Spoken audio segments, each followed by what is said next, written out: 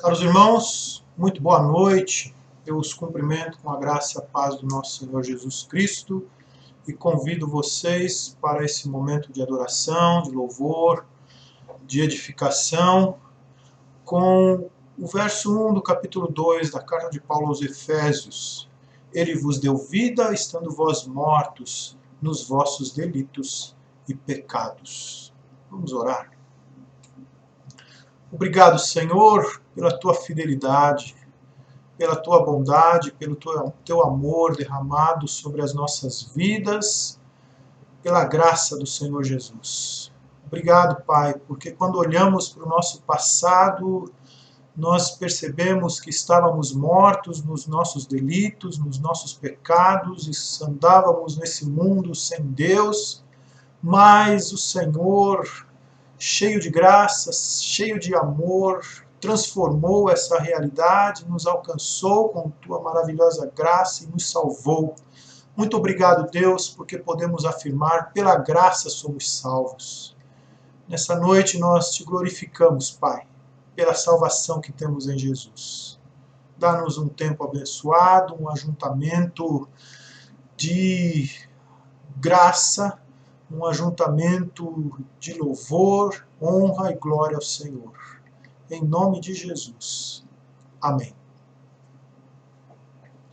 Muito bem, na quarta-feira passada nós estivemos reunidos com a diretoria da igreja e decidimos então que no mês de novembro nós voltaremos às nossas reuniões presenciais, à noite, no domingo, uma reunião breve de 1 hora, observando todas as restrições que são exigidas pela prefeitura da nossa cidade, mas ainda assim iniciando aí um processo de volta para toda a igreja. Eu peço que você aguarde outros detalhes nos próximos dias para a nossa volta, de como vamos nos organizar em função da quantidade de pessoas que podemos ter e também o horário. O horário será o mesmo, nosso culto aos domingos às 19 horas, tá bom? Mas aguarde outras informações também com relação à data, provavelmente voltaremos no dia 8, ainda dependemos de algumas adaptações, algumas instalações que nós precisamos fazer aqui, tá bom? Muito obrigado, aguarde então outras informações.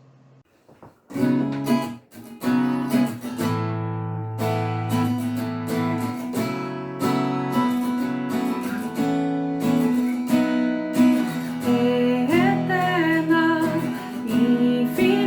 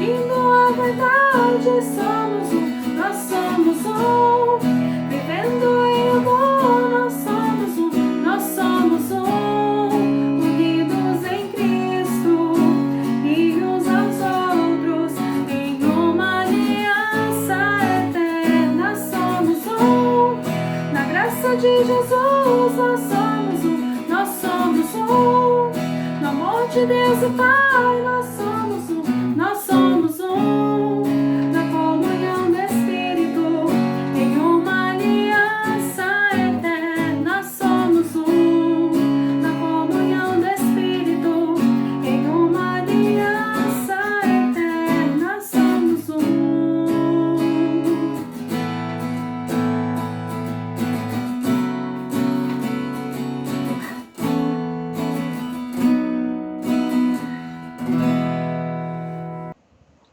O nosso tempo é um tempo de muita tendência a inimizades.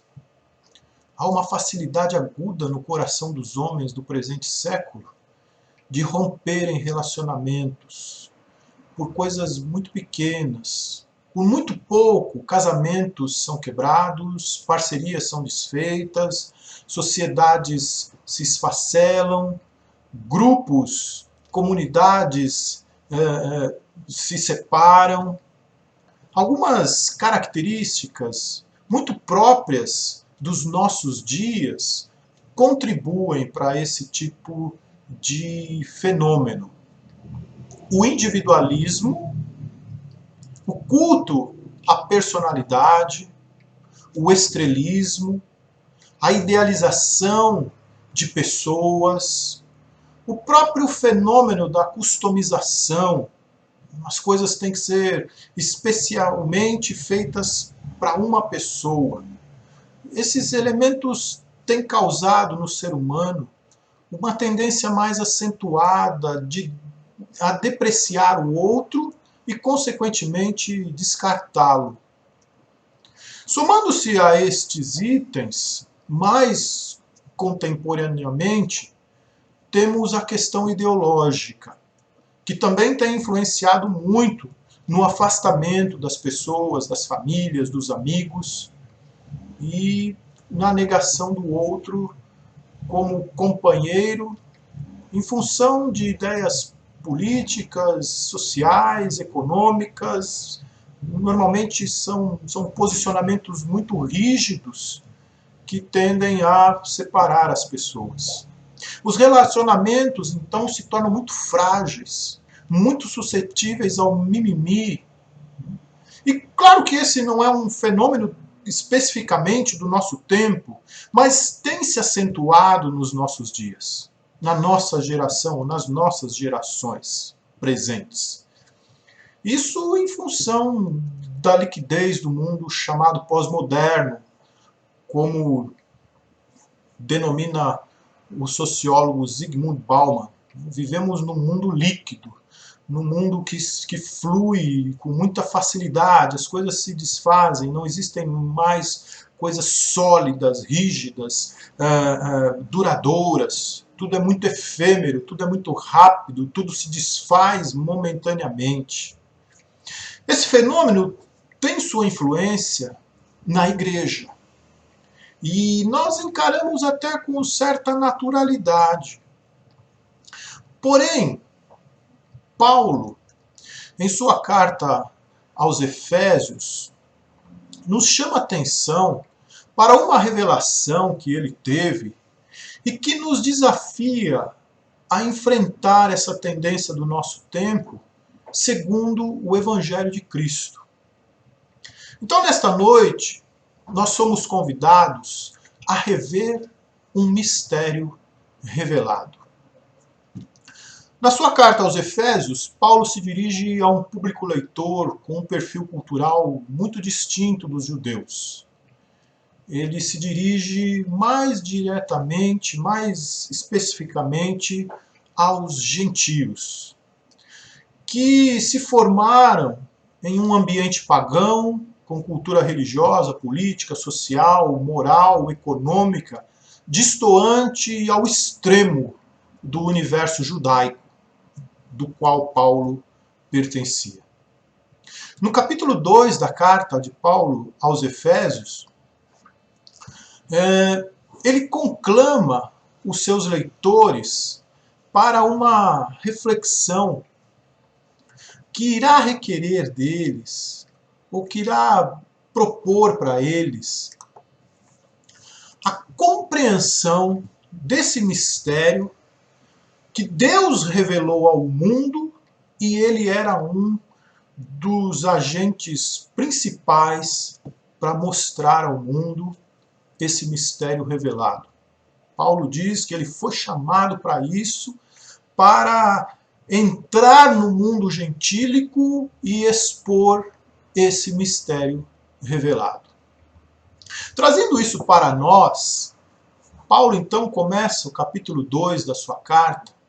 Eu sugiro que você tenha a sua Bíblia aberta na carta de Paulo aos Efésios. Nós vamos trabalhar nos capítulos 2 e 3. Ele convida os seus leitores para que eles lembrassem do que eram, ou nos chama para isso. O que éramos e a condição em que estávamos outrora. Paulo diz assim, ele nos deu vida, ele vos deu vida, estando vós mortos nos vossos delitos e pecados, nos quais andastes outrora, segundo o curso deste mundo, segundo o príncipe da potestade do ar, do espírito que agora atua nos filhos da desobediência, entre os quais também todos nós andamos outrora, segundo as inclinações da nossa carne, fazendo a vontade da carne e dos pensamentos, e éramos por natureza filhos da ira, como também os demais. Éramos filhos da ira, estávamos entregues a uma condição de perdição. E aqui no versículo 11 em diante, também ele chama a atenção dos seus leitores para se lembrarem da condição em que eles estavam. Lembrai-vos de outrora. Lembrem-se do que era antes, do que acontecia antes. Lembrem-se da condição em que vocês estavam antes. Vós, gentios na carne, chamados incircuncisão, por aqueles que se intitulam circuncisos na carne, por mãos humanas, naquele tempo estáveis sem Cristo, separados da comunidade de Israel e estranhos às alianças da promessa, não tendo esperança e sem Deus no mundo. Então ele faz esse convite. Vocês se lembram disso? Como era a condição de vocês? Como vocês estavam? Mas aí nos dois trechos, nos dois parágrafos aqui do capítulo 2, do verso 1, ele vem na sequência desses dois momentos em que ele chama a atenção da condição anterior, ele traz uma conjunção adversativa aí para mostrar como estavam agora, como estão agora. A transformação que ocorreu. O que Deus fez na vida daquelas pessoas, na vida dos gentios e na nossa vida. Então Paulo traz também para que eles reflitam sobre isso. Mas Deus, versículo 4, mas Deus, sendo rico em misericórdia, por causa do grande amor com que nos amou, e estando nós mortos em nossos delitos e pecados, nos deu vida juntamente com Cristo. Pela graça sois salvos, e juntamente com Ele nos ressuscitou e nos fez assentar nos lugares celestiais em Cristo. E aqui no capítulo 13 ele diz também, no versículo 13, mas agora em Cristo, vós que estáveis longe, fostes aproximados pelo sangue de Cristo. Muito bem, esse mais agora, ele quer dizer que pela misericórdia de Deus, por causa do grande amor de Deus derramado na pessoa de Jesus Cristo em nosso favor, Ele nos deu vida pela graça, nos ressuscitou juntamente com Ele, nos deu uma nova condição, uma condição totalmente diferente daquela. Paulo diz, olha, vocês estavam perdidos e agora estão salvos, vocês estavam mortos e agora estão vivos, vocês estavam sem Deus no mundo, mas agora vocês têm a habitação de Deus na vida de vocês. A realidade foi totalmente transformada. E Paulo, então, anuncia o mistério. Por que que isso aconteceu? Ele traz aqui, meus irmãos, uma motivação para a nossa transformação, para a qual nós precisamos atentar. Dentre outros motivos pelos quais Deus nos amou, Paulo traz um aqui muito importante, por qual nós temos que olhar, principalmente no tempo que nós estamos. Ele quer dizer, por que isso aconteceu? Então, lá no versículo 7, ele diz assim, olha, aquela condição em que vocês estavam foi transformada para essa na qual vocês estão agora, para mostrar nos séculos vindouros a suprema riqueza da sua graça em bondade para conosco em Cristo Jesus. Para mostrar nos séculos vindouros a suprema riqueza da sua graça em bondade para conosco em Cristo Jesus. E lá no capítulo 3, no verso 10, ele diz assim, para que pela igreja a multiforme sabedoria de Deus se torne conhecida agora dos principados e potestades nos lugares celestiais. Quando nós olhamos para essa finalidade da nossa salvação, a princípio, ela é relacionada com o nosso testemunho pessoal. Ora, nós fomos salvos, além de outros motivos, para testemunharmos o que Deus fez na nossa vida através de Jesus Cristo e anunciarmos esse milagre, anunciarmos a graça. E nós relacionamos isso muito, no primeiro momento, relacionamos isso ao nosso testemunho pessoal. Essa é uma primeira conclusão.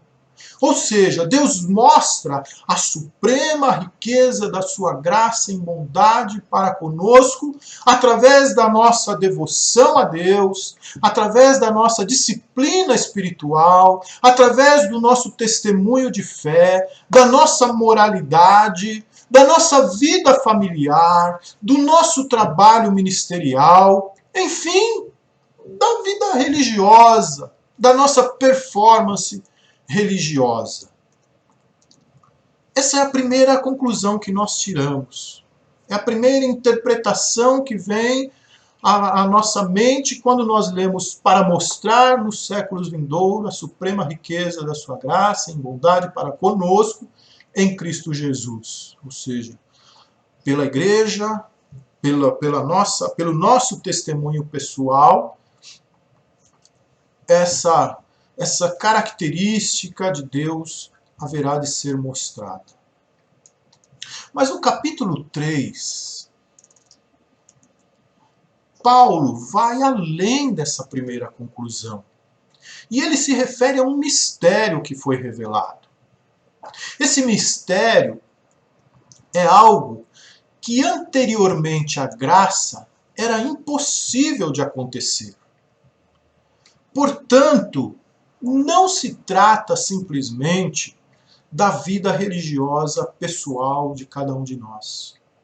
Nosso testemunho da suprema grandeza da graça de Deus não está limitado ao nosso status religioso pessoal.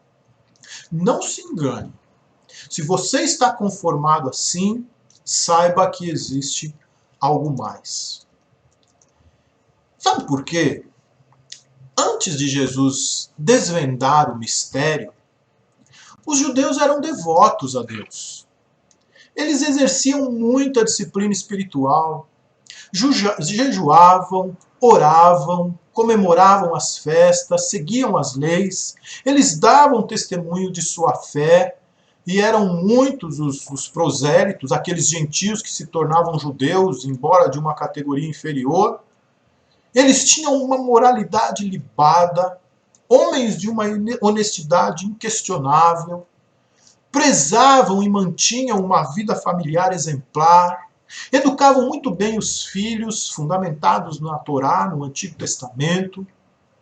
Mas ainda assim havia algo impossível, que nem sequer cogitava-se entre eles, e que só a graça de Jesus poderia revelar, capacitar, para que o testemunho alcançasse uma dimensão espiritual, resultando então na manifestação da multiforme sabedoria de Deus. No capítulo 3, nos primeiros versos, Paulo diz assim, a partir do verso 3 aqui: pois segundo uma revelação que me foi dado conhecer o mistério,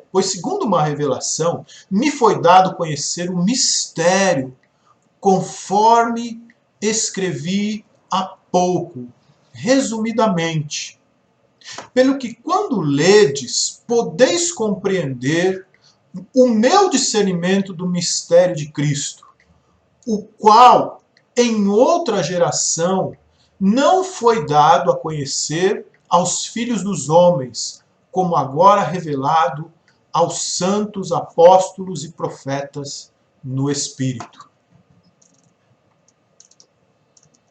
Esse mistério não havia sido revelado até então. Ele não era conhecido. E, na verdade, o seu cumprimento não poderia existir. No versículo 6, ele revela o mistério. O mistério é uma capacitação que nos é outorgada, que nos é atribuída pelo Espírito de Deus, que quando ela se expõe de nós, e entre nós, Igreja de Jesus, nós mostramos a multiforme sabedoria de Deus numa dimensão que ultrapassa a dimensão terrena. Olha aqui, ó. Para que pela Igreja a multiforme sabedoria de Deus se torne conhecida agora dos principados e potestades nos lugares celestiais, segundo o eterno propósito que ele estabeleceu em Cristo Jesus, nosso Senhor. É algo que só a Igreja pode mostrar, que não é o nosso testemunho pessoal, que não acontecia antes da graça. É quando a Igreja mexe com o mundo espiritual. É quando a Igreja mostra o que é essa multiforme sabedoria de Deus. Então a Igreja tem uma capacitação de testemunho que vai muito além da nossa devoção. Muito além da nossa devoção a Deus. Vai muito além da nossa disciplina espiritual, do nosso testemunho de fé, da nossa moralidade pessoal, da nossa vida familiar, da nossa vida religiosa.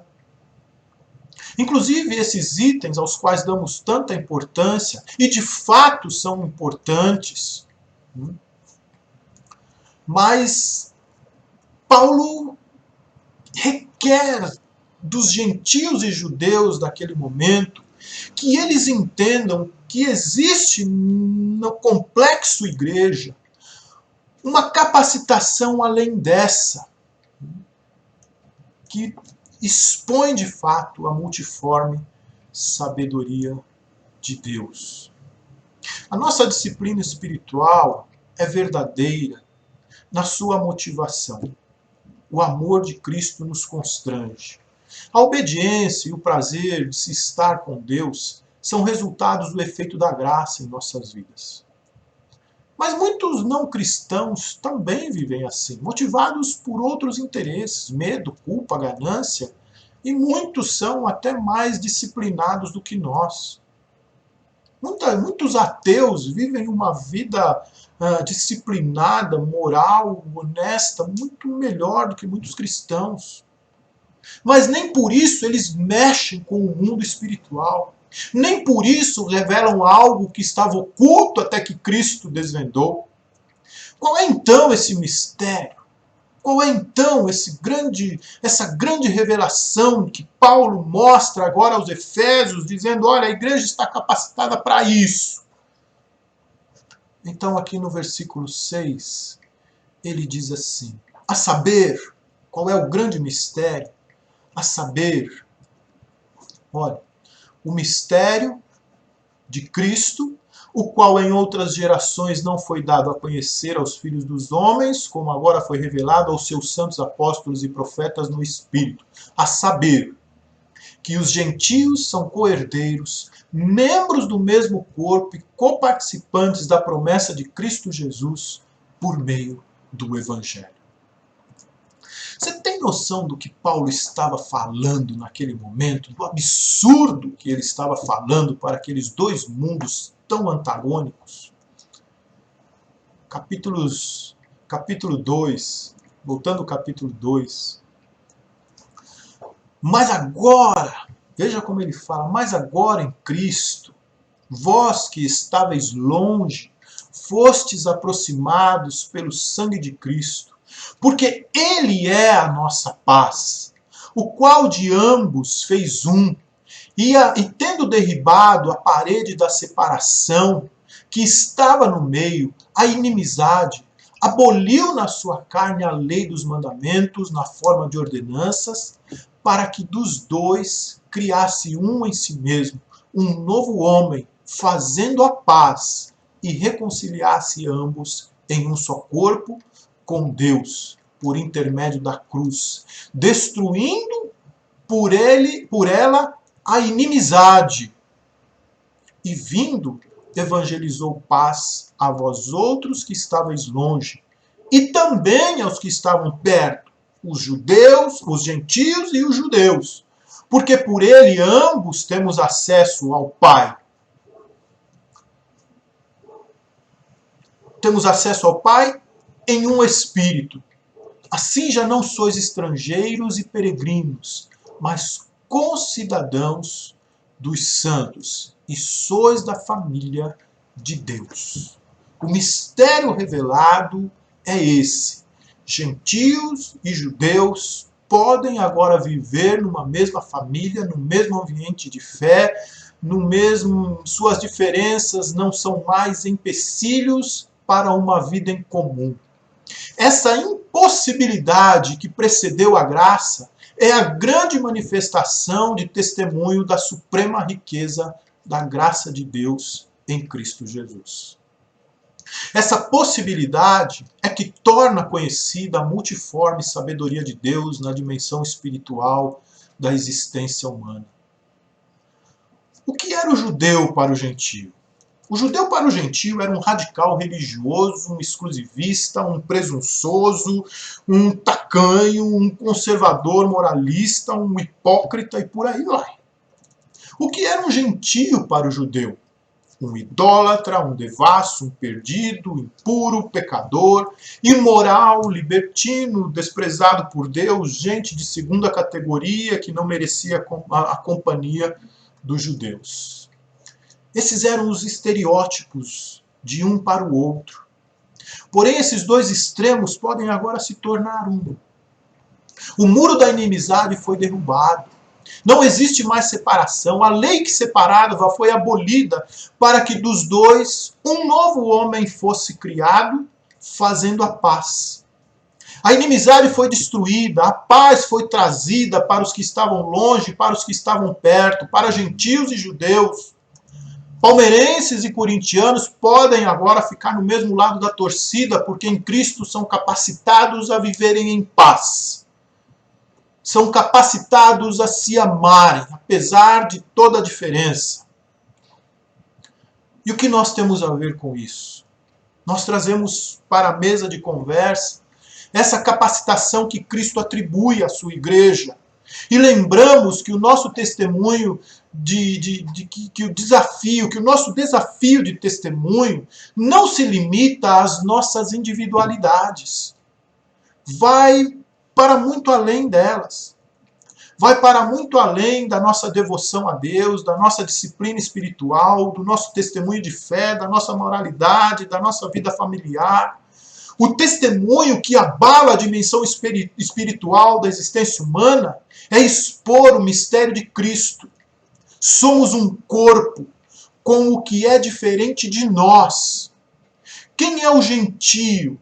Quem é o judeu nessa história? A quem eu olho como o judeu? A quem eu olho como gentio dentro da igreja de Jesus? De quem eu quero certa distância? Esse é o nosso desafio. Para que a multiforme sabedoria de Deus se expresse através da igreja de Jesus, é importante que nos desafiemos a essa unidade. É tempo de estreitarmos os nossos laços de amizade, de comunhão. É tempo de afinarmos a capacidade que o Espírito Santo de Deus nos dá de apreciarmos a beleza do nosso semelhante. É tempo de não nos conformarmos com a naturalidade do mundo líquido que vivemos. É tempo de colocarmos de lado as diferenças, aquilo que poderia nos separar e darmos atenção ao que de tão precioso nós temos em comum. Faço do apelo de Paulo o meu apelo à igreja de Jesus. Ele diz assim no capítulo 4.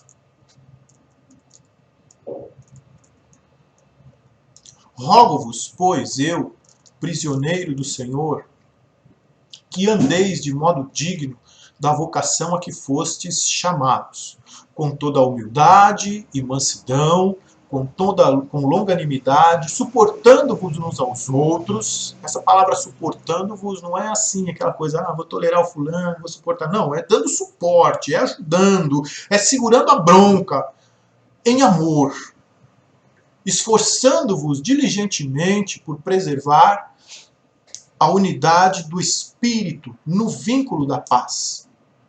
Há somente um corpo e um Espírito, como também fostes chamados numa só esperança da vossa vocação. Há um só Senhor, uma só fé, um só batismo, um só Deus e Pai de todos, o qual é sobre todos, age por meio de todos e está em todos. Esses elementos da nossa fé que nós temos em comum. Um só corpo, um só Espírito, uma só esperança, um só Senhor, uma só fé, um só batismo, um só Deus e Pai de todos nós. Esses elementos transpõem as nossas diferenças de forma tão volumosa que elas ficam muito pequenas para serem motivos de separação, para serem motivos de querer estar longe. Eu fico triste e choro quando gente amada, gente querida, irmãos de fé, não entendem a capacidade de serem um com o seu mais diferente.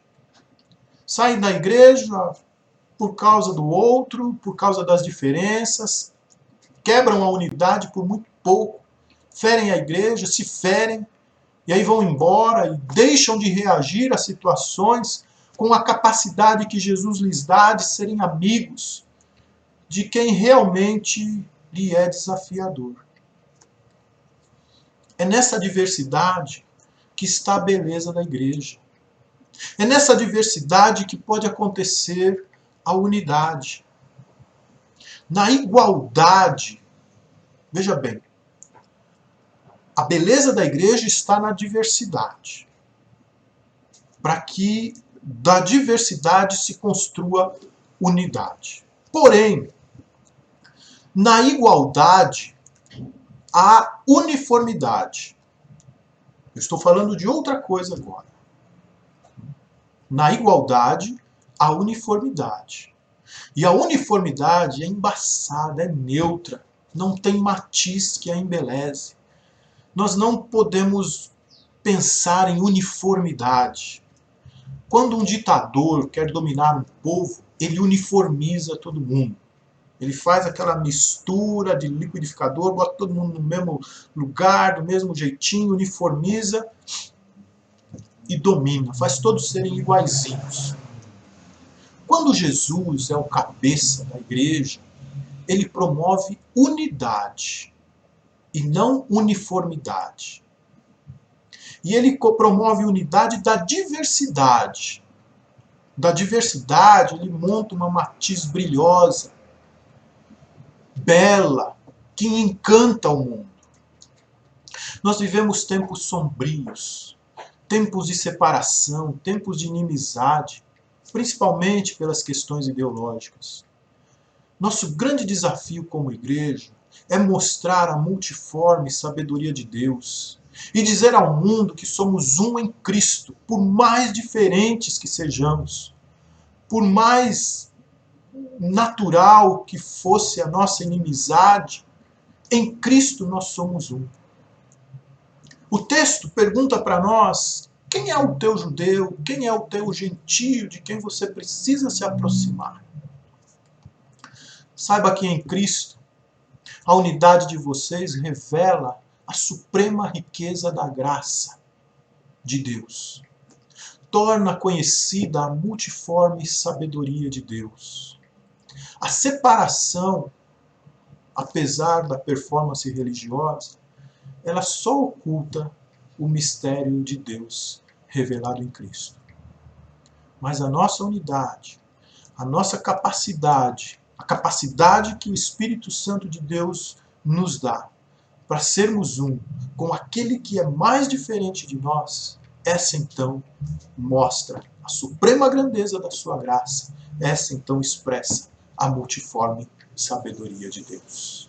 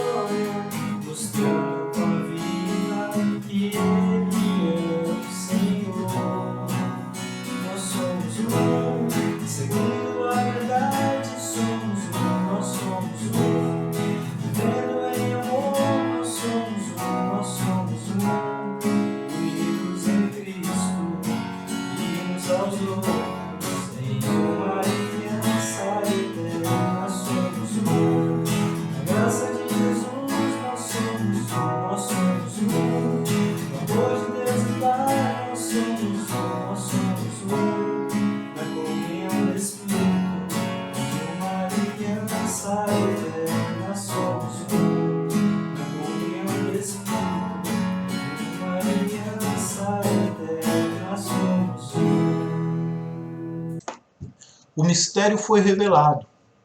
Basta-nos agora mostrá-lo ao mundo. Vamos orar. Pai, nós somos cada dia desafiados pela Tua graça, pelo Teu Espírito que habita em nós. Obrigado, Senhor, por esse mistério revelado. Obrigado, Pai, pelas capacidades que o Teu Espírito imprime em nossa alma para formarmos uma unidade através da diversidade. Dá-nos inteligência espiritual, sabedoria dos céus, para colocarmos em primeiro lugar o interesse do Teu reino, a fim de que nos aproximemos uns dos outros para mostrar, Senhor Deus, a suprema grandeza da Tua graça e mostrar a multiforme sabedoria do Senhor através, ó Deus, desse mistério revelado de que somos um em Cristo Jesus. Muito obrigado, Deus, porque o Senhor nos conclama, porque o Senhor confia em nós essa atribuição. E que como igreja, ó Deus, nós façamos essa diferença. Nós cresçamos, ó Deus, no entendimento, no conhecimento e na prática desse mistério revelado. Em nome de Jesus. Amém. Que o Senhor te dê uma semana muito abençoada, uma semana na paz e na graça do Senhor Jesus. Um grande abraço, meu irmão, com muita saudade.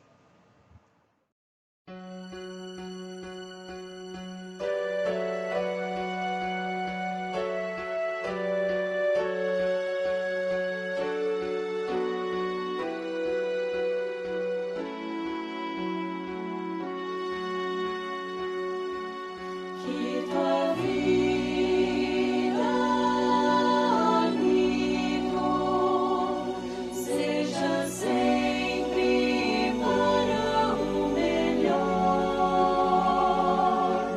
Que o sol aqueça o teu viver, que a chuva caia suave no teu lar. Até nos encontrarmos outra vez. Que Deus te segure nas suas mãos. Que o Senhor te abençoe e guarde.